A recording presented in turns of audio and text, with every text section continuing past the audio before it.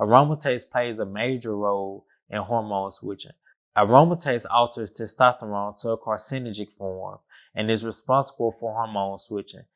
This is the enzyme in soy, flax seeds, and other hormone switching foods. Another example is eat anything you want when you're pregnant concept. If a mother conceived a boy and she eats excessive phytoestrogen based foods, she will epigenetically alter the biology of her son to her son's detriment. His endocrine signaling will be crossed and he will have many feminine tendencies, all designed by the ignorance of the mother. All right, y'all, welcome back to another episode of the Don't Be a Viking podcast, where we talk about marriage and family to increase our knowledge on these areas, to increase the success rate we have in our lives in these areas.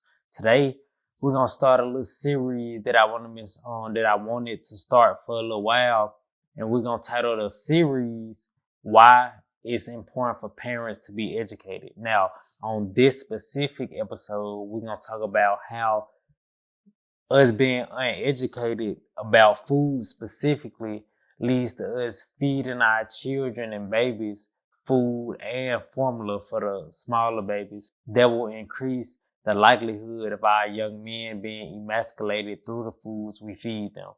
So we ain't gonna do too much talking, too much small talk. We got some information we need to share today. Hopefully it help you out if it's something you ain't never heard before. If you did hear it before, hopefully it help you retain it. But without further ado, let's go and get into it. And before I start, let me tell y'all who I'm citing this information from, because y'all probably like, why would I listen to dude? Alright, so what, he got a bow tie on, whatever, like what make dude credible?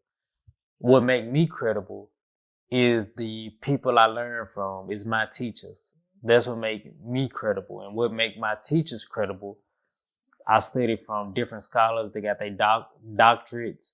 Even the scholars I study from will tell you that them having this certificate, them having this piece of paper doesn't really mean much, because it's other people who are doctors or whatever who got all their certificates and all their pats on the back.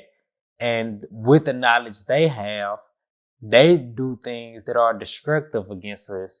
They use their knowledge in a more wicked way to harm us. So you going to get the same degrees that they have doesn't necessarily validate you. Doesn't necessarily mean, yeah, I want to listen to that dude or I should listen to that dude. They don't necessarily mean that. But what they will tell you, the reason they got these degrees for, is because a lot of our people, a lot of black people, don't want to listen to nobody who not in a similar position as the white man, because they like, the white man got the power, and they might not even be saying this out loud, but subconsciously this the way they think. I listen to a doctor. Why? Not necessarily because this doctor has the most knowledge. We can compare regular doctors and institutions and etc. versus people like Dr. Sabi, versus people like the most honorable Elijah Muhammad, versus people who probably not even on that scale as far as notoriety, but like regular healers. Like your grandma probably got home recipes, put the honey in the onion and do this and let it sit for this long, that heal you better than a pill from a doctor. But since somebody like, I said, Dr. Sabi, most honorable Elijah Muhammad, or grandma, whoever, since they don't have the paper and the white coat that is given to you by the white man, and I'm not just saying by the white man like he don't have good discoveries too. He got some good stuff we can learn from too. But since it's not given to us by them, we look at it like, oh, it's not official, it's not valid. That's not necessarily true, because the two brothers I just named have a way better track record of healing people than any hospital from anybody with a PhD or whatever, any white coat, any of that. So when we try to judge the criteria off what verifications or what certifications, I should say, do you have from their institutions, that don't really mean much. But The scholars I still learn from still went to go take that step just so our brothers and sisters who stuck in that type of mindset that I will only listen to you if you got the certifications given to you by our open enemy. That's why they went to got the certification. Just in case you still in that mind frame, they like, yeah, bro, I got that too. But after they show it to you, they will continue to tell you, gang, this little piece of paper from this institution don't verify who I am and the truth I come with. So I just want to put that out there as a disclaimer. But the scholar we quote today and learning from today do got his certificates and all that, but that shouldn't even matter. Like, as we mature in knowledge, we shouldn't put that first. First, we should put, do he got good information? How do we judge if it's good or not? Let's test it and see if it work, if it pan out the way he says it's gonna pan out. And two, is he using this information to better us? Or is like the other scientists and doctors I just used as an example, do he act like them and use his knowledge in a wicked way to hurt our people? So that's the two different ways intelligence can be used for you or against you. So that's how we should put the criteria up against our brothers. But this brother, I knew him by Dr. Ali Muhammad, but he changed his name to Dr. Amaru Zai Ali. So that's the brother we're going to get into today. Now let's get into the knowledge with all them disclaimers being said. Let's talk about emasculating our young men through food. The importance of our women being educated on food especially. What we eat can impact our hormones. Those impacts can span generations via epigenetic impact. This means we need institutions that include, but not limited to, the study of the impact of foods on our hormonal systems. Let's take flaxseed, for example. This is promoted as a superfood and excellent source of nutrients for good hair or for hair. The fact is, flaxseed has a huge amount of aromatase, the enzyme that converts testosterone to carcinogenic estrogens and healthy estrogens to toxic carcinogenic ones. This means we cannot be Google search eaters. We're going to get back to that in a minute. The world is too dangerous now. We need indigenous institutions that assist us with direct, efficient information sharing. Another example is eat anything you want when you're pregnant concept. If a mother conceived a boy and she eats excessive phytoestrogen-based foods, she will epigenetically alter the biology of her son to her son's detriment. His endocrine signaling will be crossed and he will have many feminine tendencies, all designed by the ignorance of the mother. All right, cool. Let's break that down. Because when I have these conversations with my fiance, I will speak in this type of language and it'll lose her. And my fiance is on the intelligent side. So when I'm talking to her and I lose her, it make me remember, okay, the only reason I can keep up with this type of language is because this is what I study. I have to remember to break it down for somebody who hasn't studied this type of knowledge. How can you make it plain enough to where they can completely understand? So let's make it plain. Based off what you eat, let's go over this part. Based off what you eat, it got epigenetic impact. We're not going to fully break down epigenetics right now, but let's just say you can pass down things, and we already know this. We just don't know it's called epigenetics. So that's why I'm not spending a lot of time on it. We can pass on things more than the color of your hair, the color of your skin tone. You can pass on stress. You can pass on anxiousness, anxiety. You can pass on good things too. Like, it's not just negative things, but you can pass on things of that level. Cool. So the stuff we just named, the stress, the anxiety, etc., these are things that come from your hormones. So depending on what you eat will depend on if you get more stressed, if you get less stressed, more anxiety, less anxiety, etc. All right, cool. Everybody following along. So what we feed our kids had the same impact. Now, environment is a factor too. If you put a kid that's eating bad in a good environment, the eating bad will have less of an effect. Still an effect, do not get me wrong. He can be in the best environment ever. But when you compare or pair up, I should say, a bad environment and a bad diet, boy, that's a highway to hell if I use that expression. So let's look at another thing he said with the aromatase.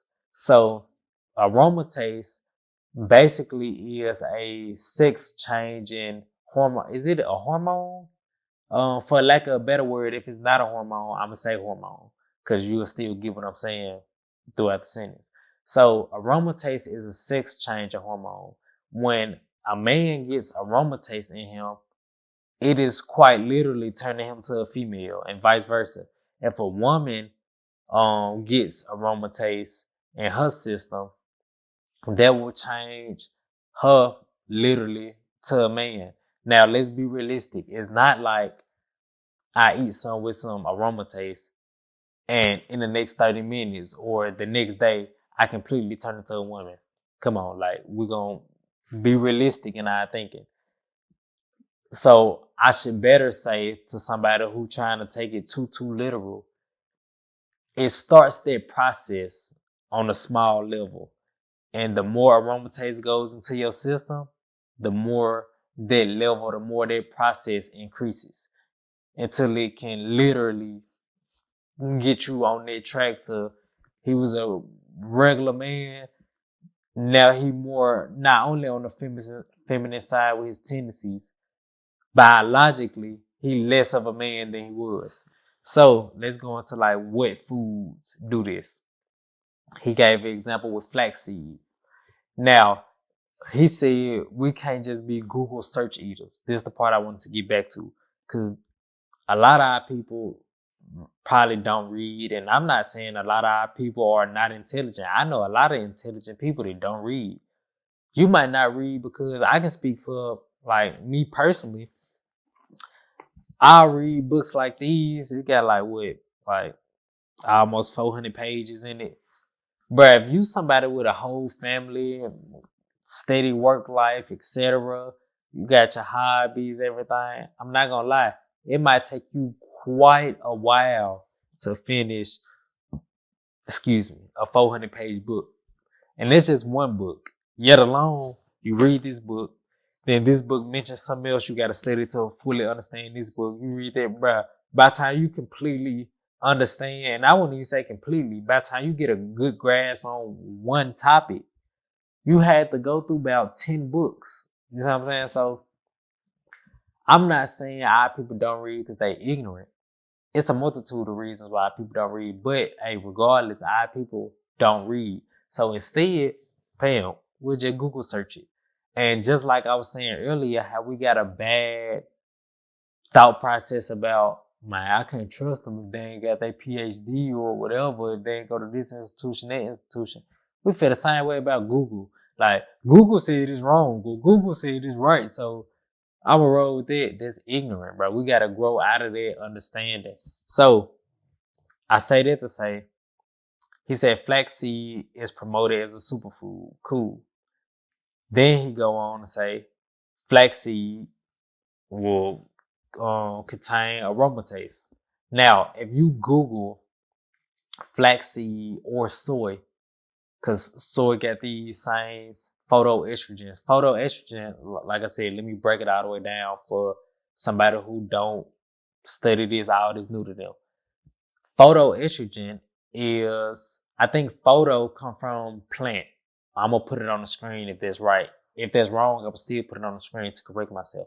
But photo, that part is like Greek or Latin for plants. Then estrogen, you know what estrogen is, the hormone. It's in men too, but is primarily a female sex hormone. So when you say phytoestrogen, that means whatever you eating, whatever you taking in, acting as an estrogen in your body. So I think if you Google it, for flax, it'll tell you flax a photoestrogen. I know if you Google it for soy, it'll tell you soy a photoestrogen. Then it'll try to say, but even though it's a photoestrogen, which means it's acting as an estrogen in your body. And if you're a man and you having a excess amount of estrogen in your body, more than a tiny amount that's already in there naturally, you definitely run into some deficiencies, and it's definitely feminizing you, emasculating you. But they'll say it can be a aromatase inhibitor. So you mean to tell me estrogen is going in my body? This estrogen will lead to me being more feminine, but it blocks aromatase, the thing that makes me more feminine. You see the tricky language? So this PhD, this doctor is saying, gang, don't be a Google search eater. Like flax, soy, these type of photoestrogen foods can lead to you developing aromatase in your system. Aromatase, the sex changing drug. You see what I'm saying? So he go on to say his endocrine signaling will be crossed and he will have many feminine tendencies, all designed by the ignorance of the mother. So the foods that the mother eat when she pregnant or whatever, because I told my fiance this too. Folks say, oh, I'm pregnant, I'm craving this. I'm gonna do a separate video on this because I ain't got all the facts I want to have gathered in one spot. Because I'll be reading some, put it in the back of my head, reading some, put it in the back of my head, but I don't be putting it together at that one time. But you trying to say you gonna eat whatever, which is at the detriment of you and the detriment of your child is in you because you pregnant. Let's say even if that was true, which what I say I'm gonna make the video on gonna prove is not true. Even if this pregnancy craving was true, who gives a damn? Okay, you pregnant, you craving it. So just because you craving some, you just gonna say to hell with my health and to hell with my child's health and have no discipline to do what's right and still just go eat the junk? Bruh, it's no signals in your body to tell you, yeah, I'm craving this and that just because I'm pregnant. No. The commercials and whatever movies out there tell you that just to get you to be more of a consumer because they know pregnancy natural. So when you pregnant, I can just get you to consume more and spend more of your money with me. Why won't I do that? But we'll do a separate video on that. Let's go to the next slide because I don't want to be on this all day. As we are discussing the development of hormonal imbalance, we must briefly discuss the emasculating baby foods out there. A lot of times, our women feed their children baby formula instead of breastfeeding them.